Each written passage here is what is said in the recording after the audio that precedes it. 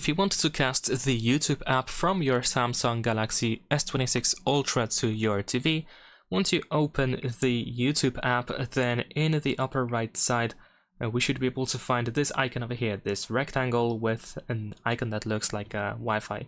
If you tap over here, then you should be able to then choose your TV from this list if it can be detected.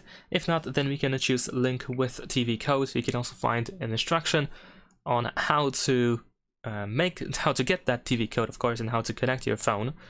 And then you should be able to start using YouTube, start watching YouTube from TV by using your phone. Besides that, even if you are not in the main menu of the YouTube on the main page, and if you start watching a video, you still should be able to find exactly the same icon. Usually you just have to tap on the video in order to display all of these buttons and options, and you should still be able to find this icon in the upper right corner. That is pretty much it. Leave a like and subscribe.